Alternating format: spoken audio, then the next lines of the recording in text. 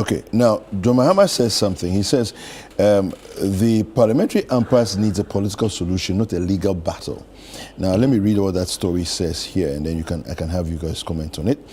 John Dramani Mahama, the flag bearer of the National Democratic Congress, has called for a political resolution to the ongoing parliamentary impasse over vacant seats, urging that the matter be settled without prolonged legal battles.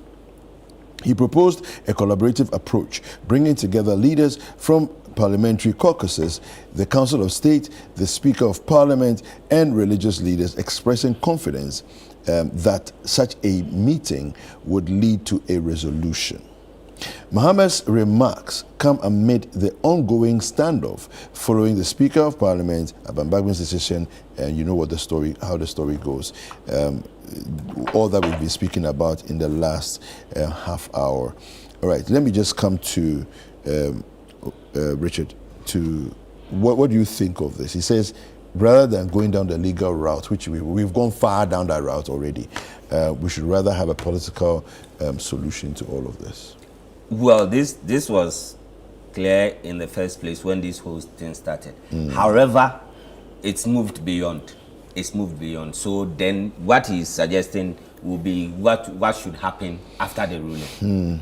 Maybe, because in fact, after the ruling, somebody can decide to seek a review. You know, you read the United States own. So the same for our Supreme Court. You can, it's either the Supreme Court itself, and they do sometimes. Yes. They do sometimes. They empanel again with they override their own rule, especially when new things have come. And normally, you see, the law is the law as well, but it also looks at the realities on the ground. So sometimes the realities on the ground dictates for them what they need to do to protect the peace of every other person involved. So yes, we've moved away. Now we are expecting this ruling. When it happens, probably I see his advice in the form of, look, when the ruling happens, let it stay, let the ruling stay, and then let's work behind the scenes to ensure that all the sides now come together and then do what is necessary, because there is a chance that somebody will say, okay, when it's done, they will go for judicial review from the same Supreme Court. So they might add only 2 people or something to the current bench, and then the current people determine it, and then they will re-examine it. But there's no guarantee. But what it does is that it prolongs this whole stalemate that we are witnessing, this whole standoff that we are witnessing. So yes, there must be a political but the very particular thing in question now is law. And law, you don't solve it with the farmer nyami attitude. No. Because when you do that, so let's say this thing didn't go to court, and then we manage to speak amongst ourselves, we say let's go, you still leave the whole issue in abeyance. Yes. Let this issue be settled by the Supreme Court, which has the right jurisdiction to do that. Now, early on, we were talking about the Parliament being the masters of their own rules. Yes, they are masters of their own rules, their own rules. However, even within their own rules, it says that their rules must be subservient to the Constitution. And I don't think there is any doubt in the minds of parliamentarians there that the Supreme Court is clothed with the jurisdiction to interpret our Constitution. And even within their own rules, for instance, if you go and say within your rules and say, oh, we are masters of our own rules, but when we come to Parliament, parliamentarians must line up, and Marshal will lash everybody 10. This, you are masters of your own rule, but this rule will be a stupid rule, and it will be violating the human rights of the people, and somebody can take you on. And once it's human rights and it violates provisions of the Constitution, the rule becomes null and void. Okay. That they should come and they should do into machine, they do and then they enter. No, somebody will just take you on. And you see, the beauty about this whole thing is that I tell people that, look, see, when they say judiciary, the 3 arms of government, and then they say the media is 4th. I don't know what that 4th is. So they say 3 arms of government, they mention. When there's, at least within this our jurisdiction, I mean the region, we know about destabilization of democracies and all this. When that happens, you know the institution that only stays is the judiciary. Because even the French elements who may be causing that recognize the fact that without judiciary you lose law and order. So even in instances where we've had most of our the most brutal of our coups here, they even had to do what do you call it, tribunals and all those things. In fact, some of our laws now that we use picks is this thing from PNDC law. When you hear PNDC law, NSC law, those kind of things. Era. Yeah, from that era, because they recognize that without law, without law, there will not be any order. Yeah. But where will Parliament be when there's no Parliament? They are even the first. They are even the first group of people that the announcement is made when they are making it. They say Parliament is here dissolved. Because as for the thing, when they say they've sacked the president, they don't need to tell him that he's dissolved. Yeah. So they say Parliament is dissolved, and then all ministers associated with the president start running. So they report to the It's very wild. So there's a need even within this kind of confusion that we are witnessing. There's the need for the political actors to ensure that they don't bastardize the judiciary. Yes, there are concerns. Yesterday also I saw the Mo report, Mo Ibrahim's report on the judiciary and all those things. Yes, there are concerns, but you realize that in all these concerns, there's conscious efforts by even the same political actors to ensure that the judiciary, the wheels of justice works, and that is why they will complain. But they will subject themselves to the jurisdiction of the courts to rule on matters they find not good for them. Yeah. And I think yes, we should go the political way, but that will be after this. Let's cool heads gather and then ensure that things are. Then look at the various components that he's mentioned. Council of State is calling on the presidency himself, calling on the speaker himself, calling on both leaders and all those things. Now, when you read the last time you read the mandate of the Council of State, they have the mandate to intervene in cases like this. They met Parliament. Yes, they met all of them. All of them. Because I've said it. They met. Maybe what you are looking at is now to convene a meeting where, you see, when Afenyo-Makin was speaking, Honorable Afenyo-Makin was speaking, he was saying that as a majority leader, they came to inform him about something. That this is what the man is saying, that I didn't rule, and I'm sure it was the same thing the Council of State informed the minority and all that.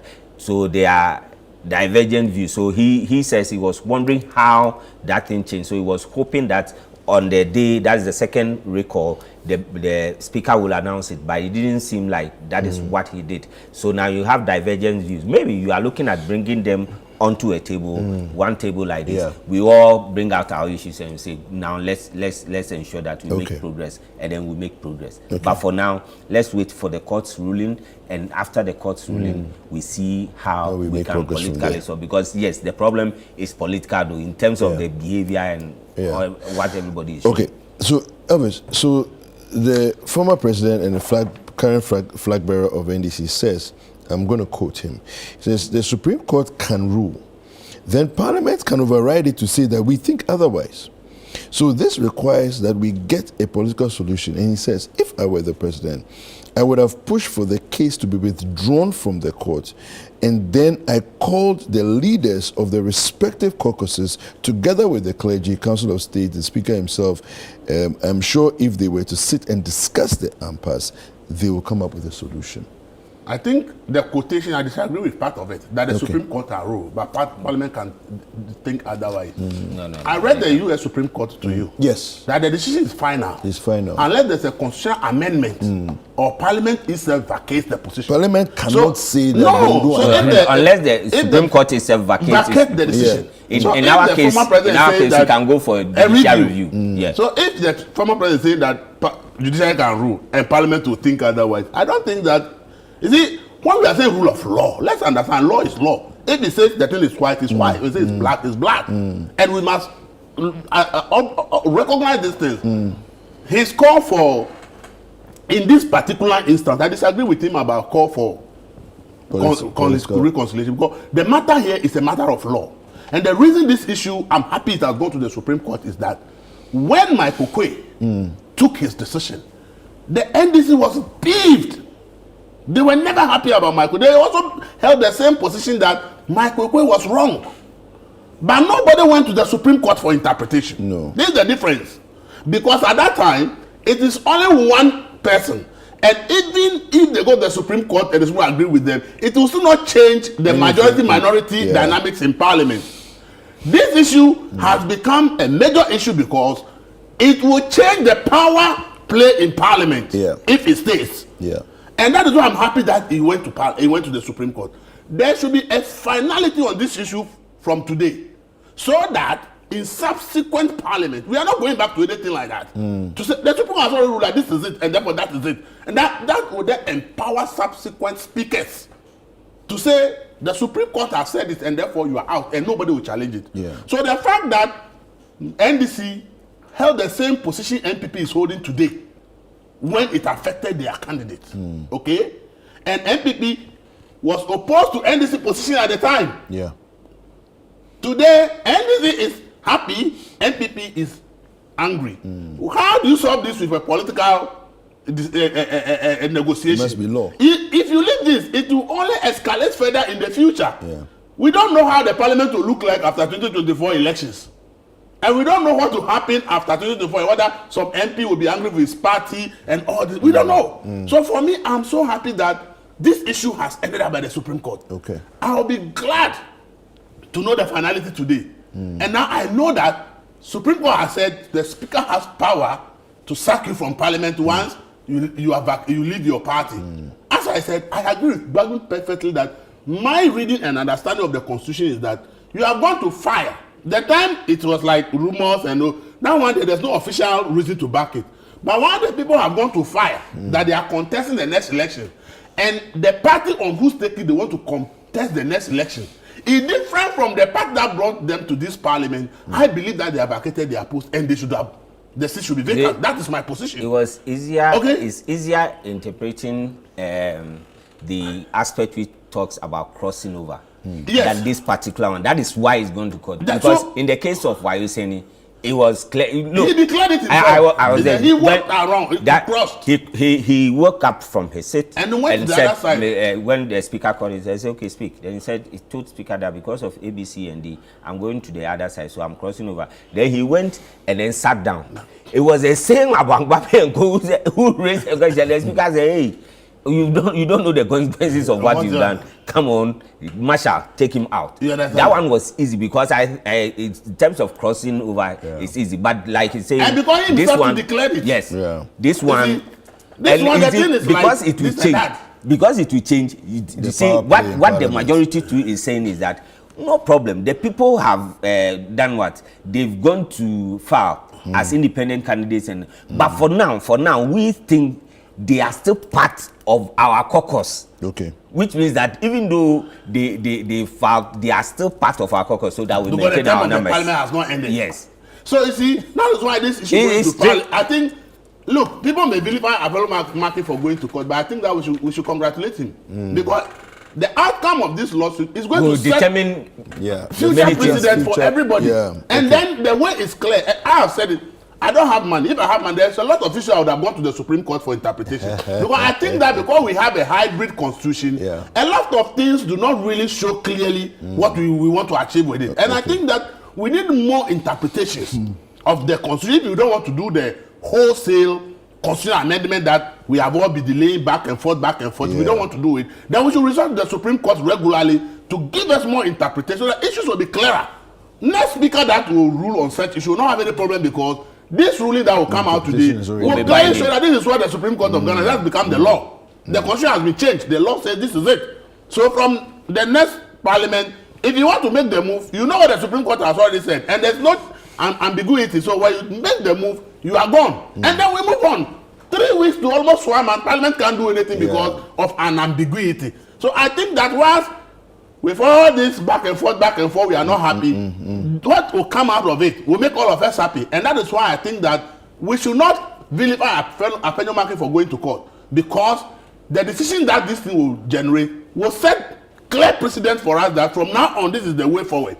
Because the Makokwe one has been hanging. The very MPP that was happy about it, today they are saying that they disagree with Makokwe's position. Yeah. So you can imagine that this does not go to court, and we follow President Mahama's decision that let's negotiate. It's close to election, and then we go to the next election, and then other things happen. Where are we going to do whatever is expedient exactly. at the time? So I think that the best thing is for the court to interpret, and I think that his statesman advice in this particular issue, because it has to do more with constitutional interpretation, I think that negotiations and political games will not work here. Let the law speak and let all follow the law.